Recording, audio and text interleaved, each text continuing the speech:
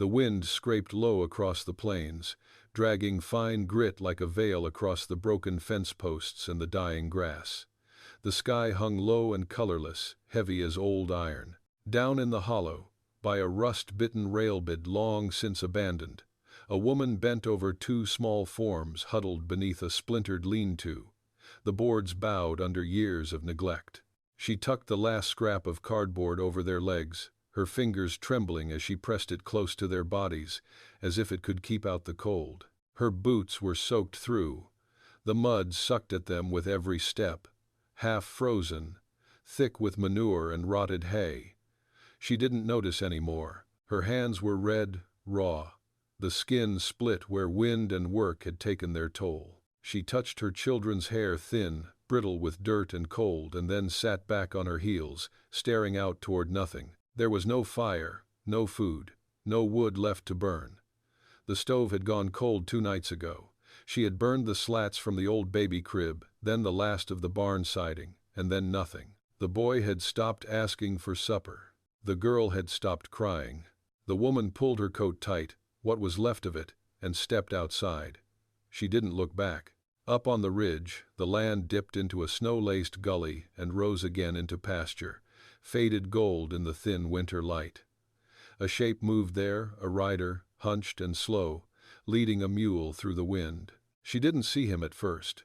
He was just another shadow at the edge of things, like the barn she'd never repaired, or the trail that led nowhere anymore. But the mule caught her eye. Its legs moved steady, sure, and the man beside it walked with a limp, the kind that stuck. The woman stood there, still as bone. She felt the weight of her silence, her failure, her long hunger. She thought, let him pass, but he didn't. The man stopped just short of the fence line, where the wire had rusted loose and dangled like thread. He said nothing, just looked. He saw the cardboard, saw how it was damp along the edges, curling like leaves left too long in the creek, saw the hollowed-out shed with no door and no light. His jaw moved once, like he meant to speak, but didn't. Instead, he took off his hat. The wind took his scent to her first horse, sweat, leather, and cold tobacco. Then his eyes met hers, brown, clouded by sun and years, but sharp still, like a man used to looking for trouble in the dark. He stepped forward, hand loose at his side, and nodded once. "Ma'am," he said. Her throat closed. She hadn't been called that in weeks, months maybe, not since her husband rode west for work and never came back. She didn't answer, just looked at him, the way you look at a fire in the distance, not sure if it's coming to save you or burn everything you've got left. "I've got shelter yonder," he said. "Only an hour's ride. There's hay, stove's hot. Ain't much, but it's better than what you've got here." He didn't offer it like charity. He said it plain, like you might say the sky's gone gray or the creek's run dry. She thought of the children, the boy's cracked lips, the girl's silence. "I can't leave," she said. He nodded again, didn't ask why, didn't say anything at all for a long while. Then he looked at the mule. "She can carry the little ones, if we go slow." Her body wanted to say yes, her pride wanted to spit. But her hands were empty, and the cold was rising like water up a drowning man's chest. She turned back toward the shed. The girl had stirred, one arm slipping free from the cardboard. The wind tugged at her sleeve. The woman pressed her lips together, closed her eyes for just a second. When she opened them, the man was still there, waiting. She walked inside. When she came back out, she was carrying the boy, light as a bundle of sticks. The man took him without a word. His arms were steady. The mule snorted once, and the girl reached for it, a flicker of life returning to her eyes. The woman didn't speak as they walked, neither did the man, but their boots crunched the same snow. The wind blew behind them, and the world, for the first time in a long while, didn't feel like it was trying to swallow her whole. They walked slow, cutting across the edge of the pasture where the snow was patchy and the ground still held the memory of summer heat deep below. The mule plodded on, steady as time, the girl swaying gently in the saddle.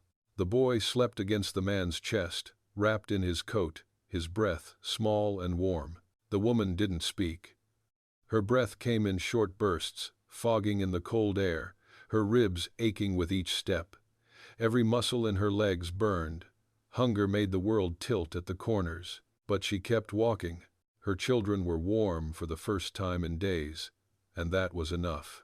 The land opened up ahead, 2 hills folding around a narrow stretch of cottonwoods, and a small creek frozen thin. Just past that, tucked low in the basin, was a house. Not much of one, a long shape with a lean-to on the side and smoke curling soft from the chimney.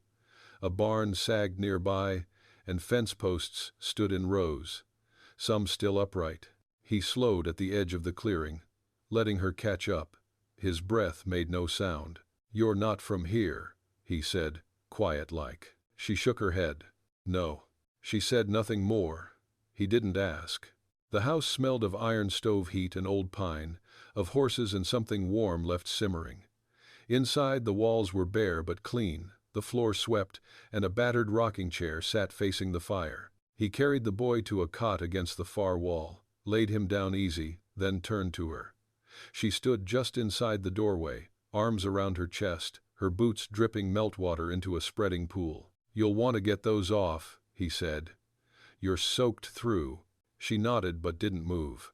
He set to stoking the fire, adding logs one at a time. The crackle of it filled the space between them. The girl watched it all with wide, hollow eyes.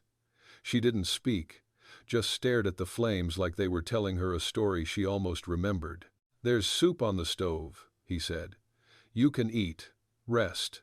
You don't owe me for it." That last part came slower, as if he'd had to remind himself to say it. She turned her face toward the window, where the last light of day pressed faintly through the frost. Her voice was hoarse when it came. "You always bring in strays?" He looked over at her then. There was no smile on his face, just the long-set lines of wear and memory. "Sometimes," he said. She stepped further in, boots squelching on the floorboards. She knelt beside her daughter, brushing a thumb across the girl's cheek, then pulled the blanket tighter around her. The fire popped. Outside, the wind whispered against the eaves. "Your name?" he asked. She looked at him, eyes dark with exhaustion. "Clara," she said. "The boy's Jesse, the girl's Ruth." He nodded once, slowly. "I'm Eli." And that was all. That night, after the children had eaten and curled into the warmth of borrowed blankets, Clara sat by the stove, her fingers cradling a chipped mug. The warmth seeped up through her hands, into her bones. Eli sat at the table with a whetstone and a hunting knife, drawing the blades slow, rhythmic. "You from east?" he asked, not looking up. "Iowa." "Long way from there." She nodded, sipped. "Train broke down. We walked from Colby. Been 2 weeks since." Eli let the stone rest. "No man with you?" She didn't answer right away. "Not anymore." He waited, but she said no more. Eli stood, knife forgotten, and pulled a thick quilt from a nearby trunk. He draped it across her shoulders, not touching her, not looking long. "There's space here," he said, "until you figure what's next." Clara stared into the fire. Her hands tightened around the mug. "I don't know if there is a next," she said. Eli didn't answer, just sat down again, silent.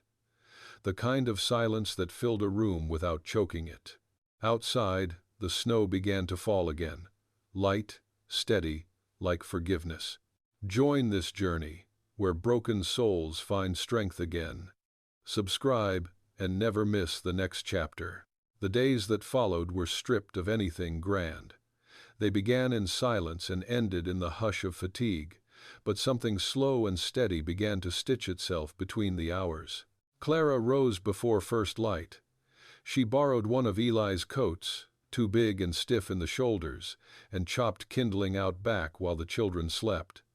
Her hands blistered, bled, hardened. She fed the stove, fed the children, then cleaned the floors, the windows, the shelves. Not out of gratitude, though, she felt that too, but because it was how she knew to stay alive. Eli didn't talk much, but he worked beside her. He showed her where the waterline froze and how to thaw it, how to gut the trout they pulled from the creek, how to mend fence with wire stretched tight as cello string. He didn't explain things like she was helpless, just pointed and said, "Here's how I do it." Sometimes he'd leave before sunrise, rifle slung over his shoulder, and return with rabbits or a pronghorn quartered across his pack mule. Other days he worked the pasture, fixing what the last windstorm had torn down. They ate together when the light faded quiet, unhurried meals with the clink of spoons and the rustle of steam. Jesse had started talking again, mostly about the mule, and Ruth followed him everywhere, a small, silent shadow. At night, the children curled in their borrowed bed. Clara read to them from the Bible Eli kept in a drawer, the only book in the house. One night, after the children had gone quiet, she sat on the porch in Eli's second coat, her breath fogging into the cold. Eli joined her, boots scraping softly over the boards. "Used to be 5 of us here," he said. "My mother, father, brother, and a sister. All gone now. Typhoid, fire, and a horse that spooked at thunder." Clara didn't say she was sorry. She just nodded, eyes still fixed on the dark line of trees along the horizon. He continued, voice calm. "I kept the place up 'cause it's what they built. Figured it ought to last longer than we did." She looked at him then. Noticed the way he sat always like he was ready to get up, like resting was a thing you didn't trust too long. "Your wife?" she asked. "No wife." She waited. Had someone once, years ago. She left before spring thaw. Couldn't take the quiet. Clara smiled, faint. "It is quiet." He looked at her. "You don't mind it?" She shook her head. "No." The silence after that was different. Not empty. Not quite full either. Just settled, like snow on the roof. Later, Clara stood in the kitchen, turning dough onto a floured board. Eli came in with a stack of logs and paused. "You cook like you've done it with less," he said. She glanced at him, arms dusted white to the elbows. "I have." He nodded, then added quietly, "Smells better than anything I've made." That night, they ate biscuits with boiled meat and root vegetables. Ruth laughed, a quick burst, when Jessie made a face at the turnip. Clara laughed too sharp, surprised by the sound of her own joy. Eli watched her for a moment. Not in the way men often look at women, but like someone seeing a landscape they'd ridden through a dozen times and suddenly found beautiful in a new light. The snow kept falling that week, softening the edges of the world. Clara began walking farther from the house, learning the land's shape. She found a ridge that overlooked the valley and stood there some mornings, eyes closed, breathing the sharp air until her chest stopped aching from memory. One afternoon, as she came down the slope with a bundle of wood, she caught Eli watching her through the barn doors. He didn't look away. When she passed him, he said only, "You walk like you belong here." Clara didn't stop. But she smiled. Spring arrived not with a shout, but a slow thaw, earth breathing again beneath the snow. The creek ran louder, birds stitched their calls through the morning silence, and the wind turned warmer, smelling of damp bark and something green trying to come back. Clara hung laundry on the line while Jessie and Ruth ran barefoot in the muddy patch behind the barn. She didn't scold them, let them run, let them laugh. Their joy felt earned, like rain after dust. Inside, Eli cleared out the hearth and mended a broken window pane in the loft. He whistled some tune she didn't know, not quite happy, but steady. She paused to listen before heading back to the house with her basket of half-dried clothes, fingers still raw but stronger than they'd ever been. That evening, Clara helped Eli repair the old corral fence. They worked until the sun burned orange behind the ridge. Her hands ached, shoulders tight, but she kept at it. He handed her the next board, nodding once in quiet approval. "You've got grit," he said. She pressed a nail in place, kept her eyes on the wood. "No other way to be." Eli smiled, more in his eyes than his mouth. Some folks never figure that out. Later, they sat on the porch with the children asleep inside, sipping coffee gone cold. Clara leaned back in the chair that had once been his mother's, arms folded over her chest. "Been thinking," Eli said after a while. "This place could use more hands. Garden needs digging, coops falling in, and if I ever aim to break those colts, I'll need help." Clara raised an eyebrow. "Are you offering me a job?" He looked straight ahead, jaw working the edge of a thought. "More like asking if you'd stay." The words hung between them, soft and dangerous. Clara stared out into the dark, heart loud in her chest. She'd stayed this long. Every part of her had already started weaving into this land. The dust in her lungs, the weight in her arms, the steady warmth of Eli's presence, it had all become part of her. But still, "I can't pay you," Eli added quickly. "Not with coin, but you'd have food, shelter, say in the land." She turned her head, met his eyes. "And if I want more than shelter?" He didn't flinch. "Then we'll talk about that too." The silence that followed wasn't tense. It was full, rich with the promise of something not yet named. Clara stood slowly, arms wrapped tight around herself, then looked down at him. "I'll stay through spring," she said. "After that, we'll see." Eli gave a single nod, a hint of relief, softening his brow. "That's fair." In the weeks that followed, the routine deepened. Clara dug up the garden and planted onions, carrots, potatoes. Ruth carried seeds in a little tin pail, dropping them one by one into the rows. Jessie helped Eli in the barn, feeding the horses, learning how to hold a hammer right. They became something. Not a family, at least not yet, but something close. Something stitched from effort and silence and shared ground. One afternoon, Eli brought out a photograph. Worn edges, yellowed paper. It showed a woman with strong eyes and a boy much younger than him standing beside a wagon. "My mother," he said, "and me, before the fever took Pa." Clara took it gently, studied the woman's face. "She looks like she didn't take nonsense from anyone." Eli chuckled low. "She didn't." Clara smiled, and for a long second they stood close, the photograph still between them, his hand barely brushing hers. It was Ruth who interrupted them, calling from the pasture. One of the hens had gone broody, and the girl wanted her mother to see. Clara stepped away, but the warmth lingered, a kind of thread pulling tight between them. That night, after the fire burned low, Clara opened her sewing tin.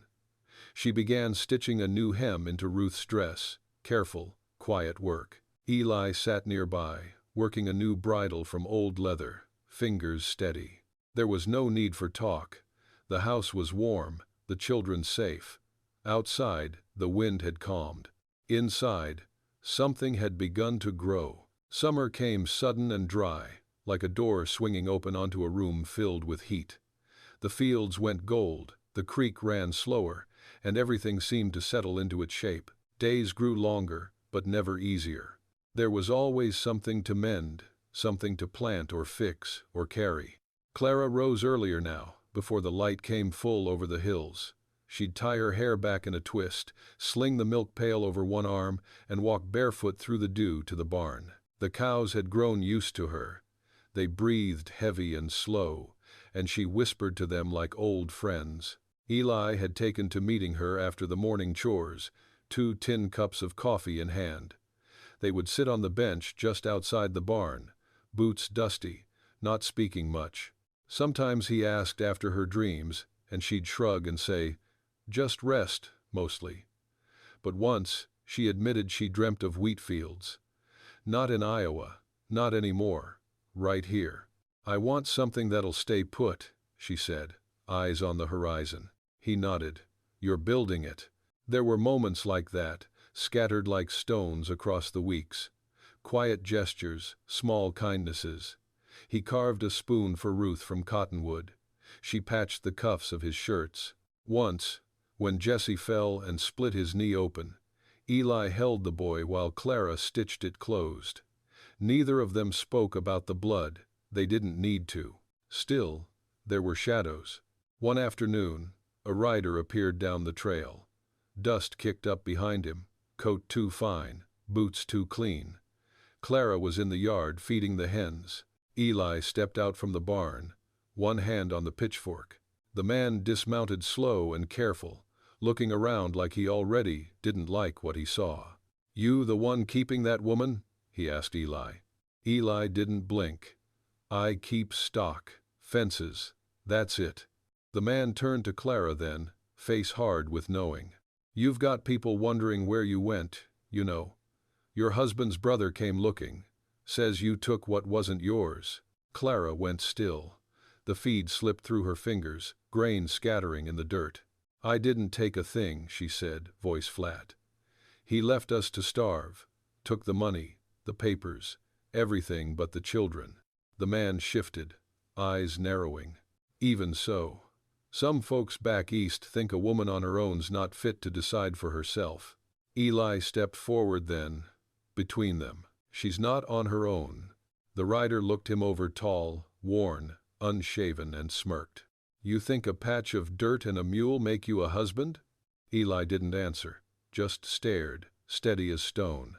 The silence grew thick. Clara took a step forward, chin lifted. "If they want me back, they can come themselves, and they'll find I've got nothing to take." The man spat in the dust. "Suit yourself." He mounted, tugged the reins, and rode off without looking back. That evening, the house was quiet. The children sensed it too, curling closer on the rug as Clara sat by the fire, her sewing untouched in her lap. Eli stood at the sink, rinsing the day's dirt from his hands. After a while, he turned. "I didn't ask your past.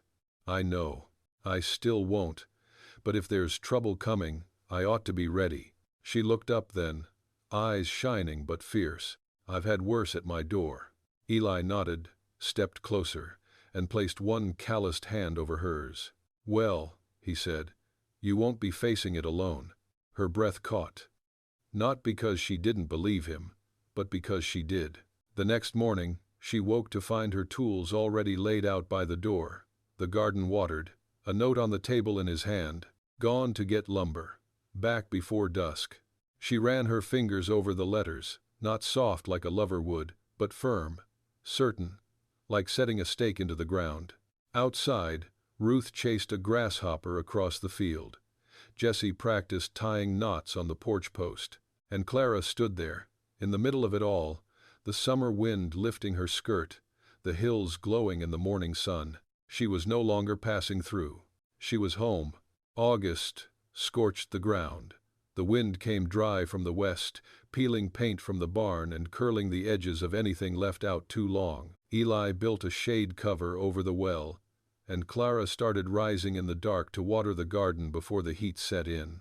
The rhythm was harder now, less tender, more like survival again, but it was a shared labor.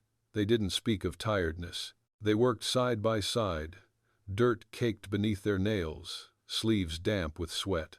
One night, long after supper, Eli came in holding a broken hinge from the gate. "We'll need to ride into town come Saturday," he said. "General store's got hinges, maybe sugar if we're lucky."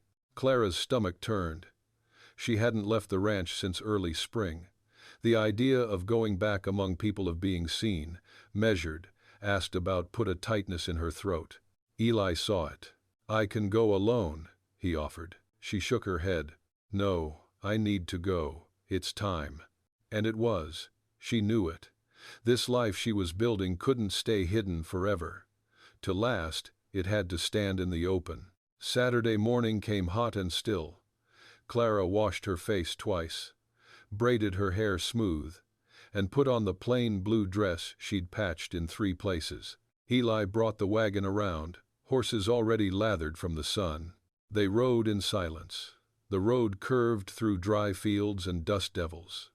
Jessie and Ruth sat in the back, whispering and pointing at birds, their laughter thin and sweet. Town hadn't changed much. A few new signs, a church steeple freshly painted, but the stairs were the same. People looked as they passed the rancher with the woman who wasn't his wife, 2 children who didn't carry his blood. Clara kept her head high, not proud, just steady. Inside the store, she picked out the things they needed: rope, coffee, a tin of lye soap. Sugar was too dear, she let it go. Eli handed her the hinge without a word. His presence was a comfort, solid as the beam in their ceiling back home. At the counter, the clerk looked from her to Eli, then back again. His smile was polite, but his eyes said he knew something, or thought he did. "You settling out there with Mr. Carr, then?" he asked Clara. She didn't blink. "I live there, with my children." The clerk waited, as if she might say more. Eli stepped forward, set his coin on the counter. "That'll be all." They loaded the wagon without speaking. It wasn't until the last bundle was tied down that Clara turned to him. "You mind that people think what they think?" Eli didn't answer right away. He looked out over the hills, where heat shimmered above the wheat stubble. "I mind if you do." She studied him. "I used to," she said. "But not anymore." Back at the ranch, the children ran to feed the hens. Clara stood on the porch, watching them, dust in her skirt hem, the heat of the day still clinging to her shoulders. Eli came up behind her, slow and quiet. "You did right," he said. She nodded. "I know." He waited, then reached out not for her hand, but to tuck a stray curl behind her ear. It was the first time he'd touched her face. Clara leaned into it, just slightly, but it was enough. Later that night, when the heat broke and the stars came out sharp and endless, Clara lay awake listening to the wind. Eli's footsteps came soft down the hall, stopping at her door. "Storm's coming," he said. "Big one, by the smell." She sat up, blanket falling to her waist. "Will it take the roof?" He smiled, faint. "Not if I brace it right." She stood, stepped into the hallway. Neither of them moved for a moment. Then she reached for his hand. "You don't have to brace it alone." His fingers closed around hers. Strong, warm. "No," he said, "I don't." In the distance, thunder rolled like a memory. But inside the house, everything held. The storm came in before dawn, fast and loud. Wind cracked like gunfire across the fields, and rain slammed the roof in sheets. The house groaned, old bones flexing against the weight of it. Eli was already up, boots on, hammer in hand. Clara met him in the front room, her hair braided tight, lantern lit. "You stay with the kids," he said, already moving toward the door. She shook her head. "They'll sleep through it. If they don't, I'll come back." Outside, the sky was a black wall, broken only by lightning. The two of them moved fast, securing the barn doors, tying down the feed barrels, checking the lines. At one point the wind lifted a whole gate off its hinges, and Clara caught it just before it crashed into the side of the shed. "Damn," Eli muttered, grabbing the other end.